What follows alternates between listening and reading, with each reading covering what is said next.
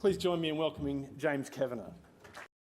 Actually, the whole table over there has a Microsoft phone as well, and they all use Cortana. Hopefully many of you will too. Thank you very much for the opportunity to come here and speak this morning. It's quite an exciting day for Microsoft as we made some announcements early this morning about our presence in Canberra and our intent to make Canberra actually two of the global nodes for Microsoft Azure industry across the world. So it's a very exciting day, and I'm very grateful for the opportunity to come and speak. I'm also very, very grateful to speak at this particular time because we are just on the verge of what I think is perhaps the most exciting time in computer science, in computer engineering, in social change that will be influenced and driven by technology and by the emergence of artificial intelligence. And I'd like to speak a little bit about that change that is happening, about what it means for all of us, and particularly what it means for our lives and our interactions with other people and with technology. There's something happening in the world that we're all feeling is quite an impactful change. It's not something that has happened before, and it's a change that brings a lot of challenges, a lot of opportunities, and potentially some conflict. It's certainly a change that brings a lot of choices. We're looking at the reflections of a world that is being transformed by technology. And we're really trying to understand what it means when digital is everywhere, when everything is connected, when somehow everything is both temporary and permanent, when everything is digital. And concepts that were once only human, that we would ever only talk about as human attributes like intelligence and emotion, the idea of these being only natural concepts is changing and is challenging our thinking. We might soon be unable to distinguish between what is natural and what is human. What is natural and what is artificial. This is BrainGate. It's one of the first neural interfaces for direct human to computer connection. It's undergoing clinical trials in 8 different universities across the US and Europe, and it's actually been applied already. This is Mark Pollock. He's an Irishman. He's the first man to walk with an exoskeleton controlled directly from a neural interface to his spinal cord. These possibilities are emerging. They're emerging right around us. Inside our heads is perhaps the most complex piece of machinery, the most complex machine in the entire universe. But we're at the stage where we're actually beginning to figure out how we can replicate that brain, how we can mimic in some way. We're at the beginning of a time when artificial intelligence is becoming quite real, and that change towards the 4th industrial revolution is emerging. And it's a revolution, it's a change that is characterized by the emergence of AI. It is driven by that. And the consequences of the gravity of data is really shaping the way we make our choices and the way technology will be deployed. The first industrial revolution was all about when we realized that we could use steam to power our machines instead of just manual work. The second industrial revolution was when we realized that electricity could be used instead of steam. It was more effective, more efficient, more capable of being centralized. But both of the first industrial revolutions were all about power. The third was about control. The third was when we started to use computing to increase our span of control, our ability to automate. It wasn't about power. Computers don't provide power, but they do provide control. And they provide a mechanism for automation and a span of control that is geographic and across multiple systems and very, very large organizations. And now we're in a stage where we're entering into the 4th revolution. And that is absolutely about control. That is squarely about control. It's about how systems can perform the functions of perception, of rational action. And that presents some big challenges because we traditionally see ourselves as the controllers. We see people as the controller. So what happens when a system, when a machine can sense the world, can perceive the right action to take, and then actually take that action? What does that mean for the way we structure our work, the way we learn, the way we interact? What kind of role does technology play in that change?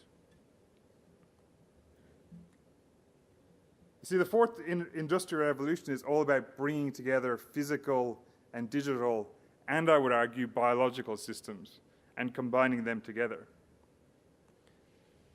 With the ability to map and understand the brain, even with this kind of technology, it's an emotive EEG, a consumer device for about $300, where you can map your brain waves. With technology like that, we can unlock some of the secrets of the brain, and we start understanding and deciphering the way that we think, and we start applying that into computers.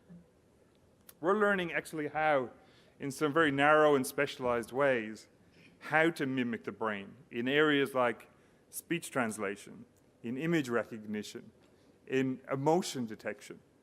In these specialized narrow ways, we're recognizing and we're mimicking to the extent that computers can perform even better than people can. And that presents some significant challenges. This is the science of artificial intelligence. The challenge about artificial intelligence is that it isn't just about a tool, it actually changes the way we work, and it changes us.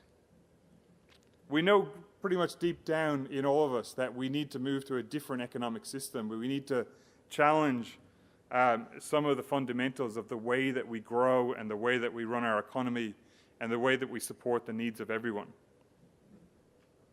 If we are to meet the needs of everyone on this planet, to be able to live and sustain an existence equitably and fairly, we need to think about a new value system. We need to think about how we support that fairness and that equity. And maybe it's ideas of the fourth industrial revolution, of the emergence of AI, that can help with that. Maybe it's concepts like the circular economy, the idea that we can track materials, we can recover those materials. We can use those materials to produce new products. We can use technologies like RFIDs and digital tracking and 3D printing and resource collections. We can use those technologies to still allow us to thrive and to create and to prosper and to grow, but to do that in a way that is balanced with the needs of our planet and the needs of people. We really do need to decouple our desire for growth, for consumption and prosperity, with the needs of the planet and needs of people. And maybe it is that some of these technologies give us the potential to really bring together people, to break down the barriers that are caused by location or sexuality or gender or race, the barriers that are preventing us from talking to each other and engaging with each other. And I want to show you an example of how that can actually be done.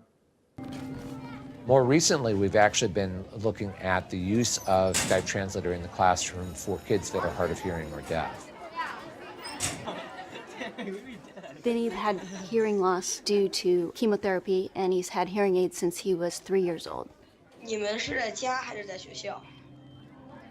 are at home or at school? We are all at school right now. There are deaf and hard of hearing students that are in the speaking classroom. They call this mainstreaming. Did you know that Starbucks is from Seattle? It's easier to communicate with my teachers and to get what I have to get in school done, rather than other schools where it was just so hard for me with my hearing problems and such. 吃过北京烤鸭。 You tried Peking duck. That sounds pretty good. I became deaf when I was 1. He was profoundly deaf and qualified for cochlear implants. That often requires an interpreter, whether it's sign language interpreters or whether it's closed captioning. The problem is it doesn't scale. Can you not talk about eating? I was hungry. The idea that when he is in school in the future, if he can actually be watching the professor talk without having to be facing him, I think would be really exciting. I was able to be with all of my friends and talk to someone in China who was speaking a different language than me, and I could see what they were saying on the screen. The reason we live in cities like Canberra, the reason why we're here, is really no different than it has been for the last 1,000 years. we like to gravitate together. We like spaces where we can connect. We like to live close to where we work. We need to be able to interact and connect together so that we can innovate, so that we can prosper, so that we can connect with other people. We want places that are delightful, that we want places that we enjoy living in. But the challenge is that our places, our cities, are becoming more and more congested. They're challenged by the weight of growth in our cities, of climate change, of pressures within our cities, within our urban environment. And if we can do something to transform our cities, if we can make them safer, fairer, more efficient, if we can make them more inclusive, then the impact of that could be huge. And hopefully we have some sound for the next video. I'm Saqib Sheikh. I lost my sight when I was 7, and shortly after that I went to a school for the blind, and that's where I was introduced to talking computers, and that really opened up a whole new world of opportunities. I joined Microsoft 10 years ago as a software engineer. I love making things which improve people's lives, and one of the things I've always dreamt of since I was at university was this idea of something that could tell you at any moment what's going on around you. I think it's a man jumping in the air doing a trick on a skateboard. I teamed up with like-minded engineers to make an app which lets you know who and what is around you. It's based on top of the Microsoft Intelligence APIs, which makes it so much easier to make this kind of thing. The app runs on smartphones, but also on the Pivot Head smart glasses. When you're talking to a bigger group, sometimes you can talk and there's no response, and you think, is everyone listening really well, or are they half asleep? And you never know. I see two faces, 40-year-old man with a beard looking surprised, 20-year-old woman looking happy. The app can describe the general age and gender of the people around me and what their emotions are, which is incredible. One of the things that's most useful about the app is the ability to read out text. Hello, good afternoon. Here's your menu. Great, thank you. I can use the app on my phone to take a picture of the menu, and it's going to guide me on how to take that correct photo. Move camera to the bottom right and away from the document. And then it'll recognize the text. Read me the headings. I see appetizers, salads, paninis, pizzas, pastas. Years ago, this was science fiction. I never thought it would be something that you could actually do. But artificial intelligence is improving at an ever faster rate, and I'm really excited to see where we can take this. As engineers, we're always standing on the shoulders of giants, building on top of what went before. And in this case, we've taken years of research from Microsoft Research to pull this off. I think it's a young girl throwing an orange frisbee in the park. For me, it's about taking that far-off dream and building it one step at a time. I think this is just the beginning. We sometimes worry so much about AI, and there's a lot of conversation about the dangers and the threats and the risks. But what if artificial intelligence really enables that kind of scenario? That's what I'm so positive about. That's what I'm so optimistic about with AI. But if I go back to this first the idea of the Industrial Revolution, we may be at the point where it's not just about new technology. We may be at the point where we're transitioning to a new energy system, a new way of powering our society. We may be at kind of a turning point or a real pivot. And hopefully plants like this is Hazelwood in Victoria, which is fortunately now shut down. Hopefully we're at the bookend of a period in time where we built power plants like this at horrible cost to the environment and horrible cost to the sustainability of our society. Maybe the fourth industrial revolution, maybe the emergence of AI can bring us back to a more sensible path. And that's happening in Australia. And I want to show you an example from Tasmania where that exact thing is happening. It's amazing that the very thing that we depend upon for survival is subject to one of the most unpredictable forces on the planet. When you know how much of our food supply could be lost even in the tiniest variations of weather, it's a miracle that we exist.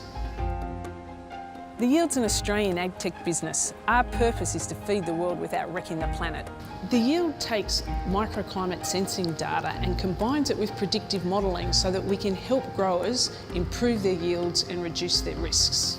Weather can have a fairly significant impact on oysters. They're filter feeders. The rain can actually cause our bays to be closed. What we need is information that helps us to make decisions regarding opening and closing, and that's where the Yield fits into that mould. The Yield specifically designed a sensing system that can measure the water that oysters drink, and we send this data to Microsoft's cloud.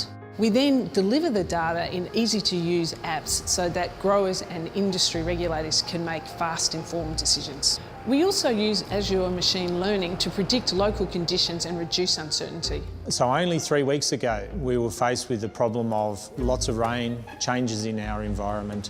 But this time, through the Yield's technology and assistance, we were able to prove that the impact from the runoff was not significant enough to make us close.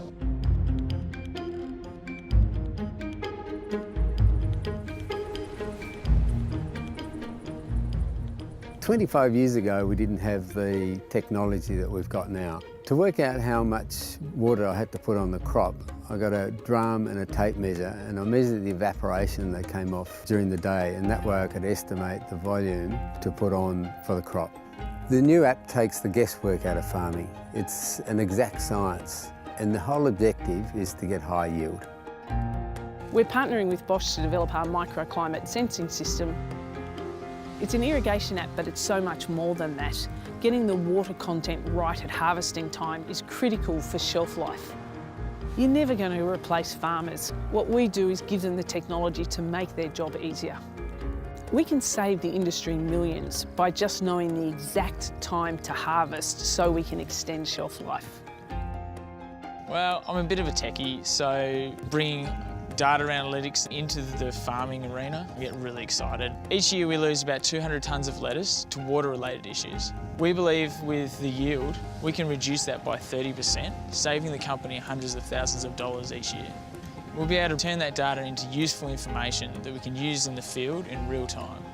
Today we're using our technology to improve profitability for growers. But who knows? In the future we might be relying on this type of technology to feed ourselves. The data's all there. It's just a matter of the right technology to make use of it.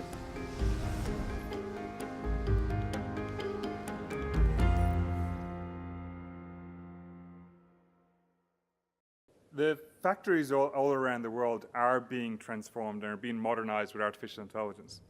Anthony was quite right in pointing out some of the challenges that presents in terms of the work that we design and that we perform. And it's a little unfortunate that in Australia, the dominant narrative of manufacturing is one of almost inevitable decline. Because it doesn't have to be that way. Manufacturing will change, it will dramatically change, but it doesn't have to be one of decline. But high-end manufacturing is quite different.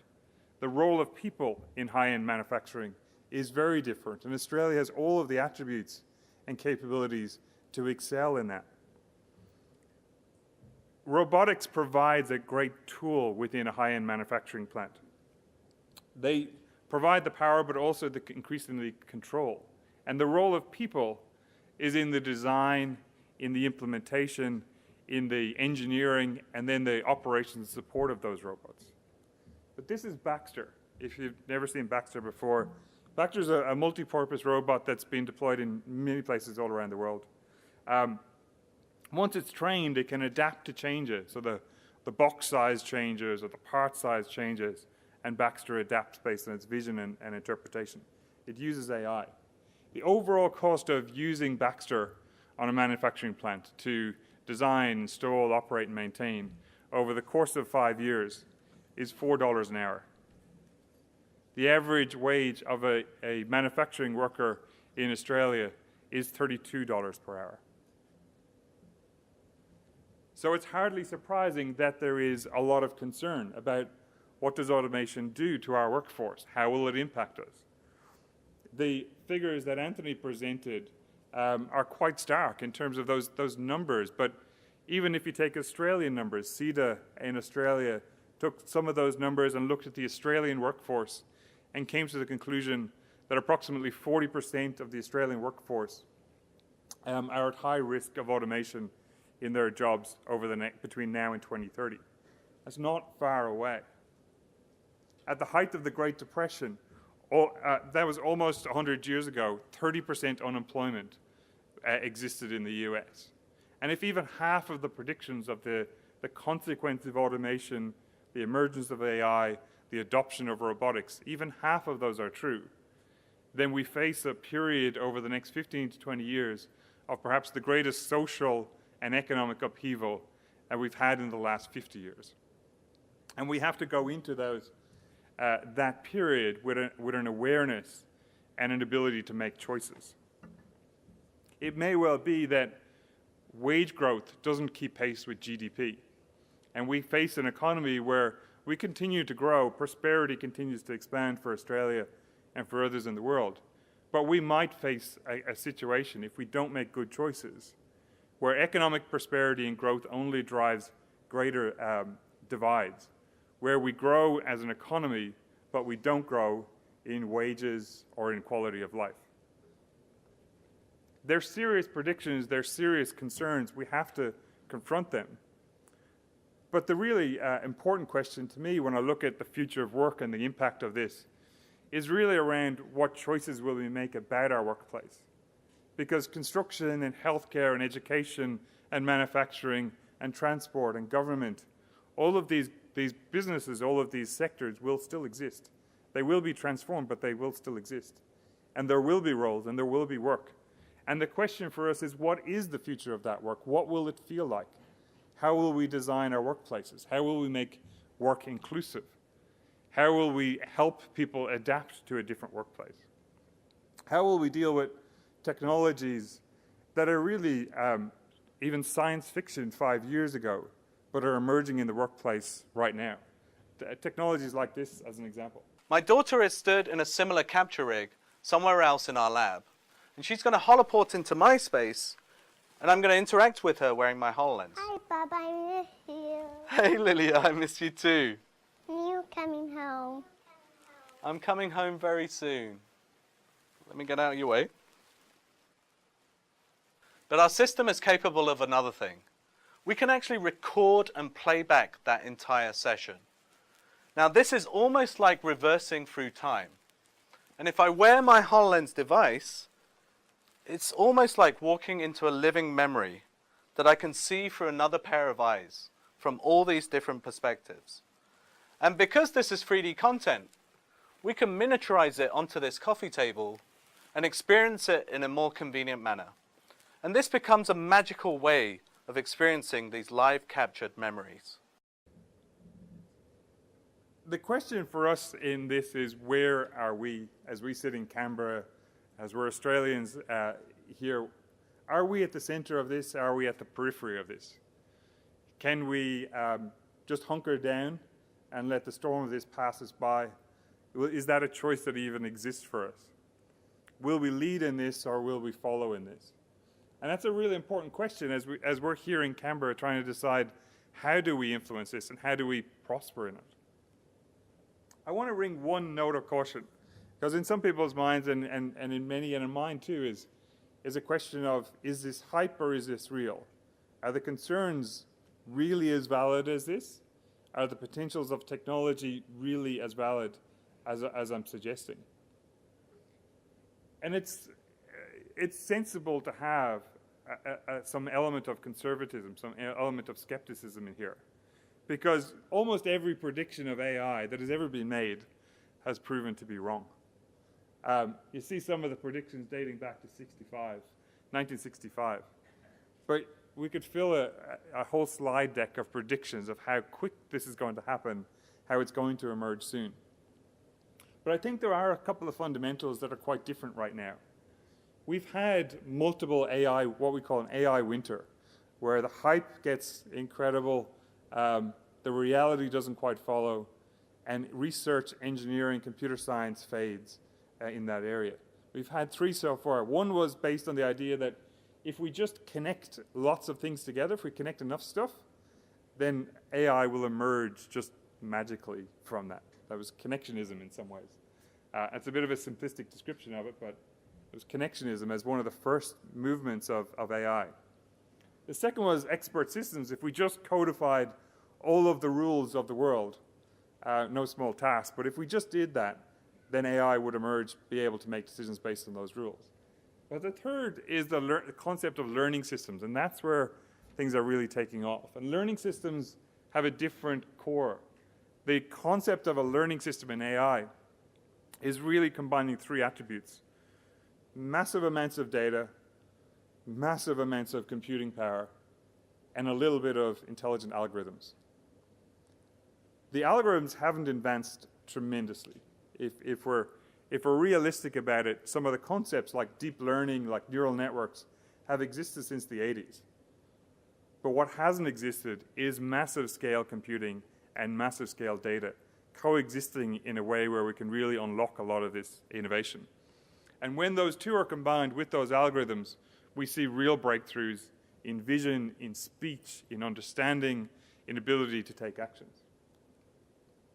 We run 40 regions of our Microsoft Cloud around the world. I'm responsible for 2 of them as of actually last night. So I look after Azure engineering for Australia and New Zealand in these 2 regions.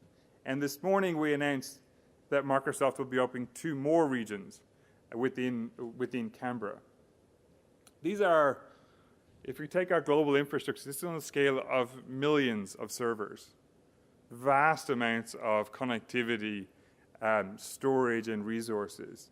This is an incredible system, almost a single computer that is composed of millions of machines and millions of nodes. And Canberra will be at the very center of that by being one of the only cities in the world that has 2 nodes of this global infrastructure. It's a very exciting thing for us to announce because, well, I live in Canberra, my family lives in Canberra, my friends live in Canberra. I want Canberra to be part of this global ecosystem and actually driving this possibility in this future and be in the center of this. I think Canberra can be a center of gravity for cloud. It can be the center of gravity for government transformation, for our partners, for our kids who are learning how to innovate and how to code and how to apply this technology. For the universities that are in this town, it becomes a place where we can do research, we can advance the state of the art. And the reality is Canberra can be the place where we're really driving a lot of the future of AI. We're driving this future forward. And so I'm tremendously excited that as we launch this today, we're doing it in partnership with Canberra Data Centres. Canberra Data Centres is a fully Australian-owned, Canberra-located business. They have multiple data centres here that are some of the best in the world. And this small Australian company over the last 10 years has grown to be the real foundation of Australian government. And now they'll be the home of the Microsoft Cloud and where we can expand on areas like artificial intelligence. So I want to finish up with a few points. I'm an engineer. My CEO is an engineer. Much of Microsoft is driven by engineering considerations. We think of problems and we come with an engineering mindset about how to solve those problems. And the greatest problem that we've been set as a company from our leadership, this is Satya Nadella, our new CEO. I say new, it's probably 3 years since he's been in role. But his mission and the mission that's infused across Microsoft and with our partners is to find out how to empower every person, every organization on the planet to achieve more. And it's the right kind of mission because what it really does is places people at the center. When we think about artificial intelligence, we think about 3 core principles. First, we have to be very, very deliberate that artificial intelligence should serve people. It is about augmenting people. It is about enhancing the creativity, the ingenuity, the capabilities of people. That's what artificial intelligence is for. It is a tool to augment people. And we have to look at it in that way, and we have to engineer in that way. We have to apply it in that way. Secondly, we recognize that as a technology, it must be trusted. We must have confidence in the algorithms, in the sources of data, in the biases. We need to remove those biases. We need to be inclusive in its application so that technology that is powering decisions must be trusted. It must be held in places where the data is secured, where privacy is protected. And thirdly, it must be available to all. This cannot be a technology over the coming years that is controlled by a handful of technology companies like Microsoft or Facebook or Google or any company that believes that they as a massive multinational should control and use this technology. That's why we have decided and why we release much of our artificial intelligence technologies as open source. It's why we work with developers to create services they can easily consume. It's why we promote a lot of research and transparent research in the advances around AI. It cannot be controlled by a small number of companies. That is dangerous to us all, and we need to consciously take decisions that enable it to be democratized. We've always used technology as tools, but maybe technology can do more for us. Maybe it can make inequalities visible. Maybe it can start making those inequalities less acceptable. Maybe it can help to create the momentum for social and change. We're going to have machines that can augment us in such interesting ways. The dominant narrative and the concern has been about automation, but what if it's about augmentation? What if it's about unleashing potential rather than eliminating human potential? Maybe it's possible to cure paralysis. Maybe it's possible to cure cancer. Maybe it's possible to teach all of our kids to the highest standards. Maybe all of those things are possible with the benefits of these kinds of technologies. But we do have to face up to some responsibilities. We can't close our eyes to this. We can't hunker down and expect that this storm is going to pass us by in Canberra unaffected or in Australia unaffected. And there are responsibilities that exist all the way from a society level to organizations like Microsoft, to governments, to educational organizations, to individuals, and we have to face up to those responsibilities. There are so many challenges, but we have to create time to deal with those and to question those. And so it's really wonderful that you're all here to participate in that conversation, to contribute to that conversation, and to lead in that conversation, because this is an area where we need leadership and we need participation. We're in the first days of the fourth industrial revolution. There are many interesting days ahead. There are lots of discussions we will have, and we have many, many choices to make. There's only one choice that I believe is off the table, and you don't have the choice to opt out. But thank you very much. Thank you very much for the chance to speak, and I hope you have a wonderful day.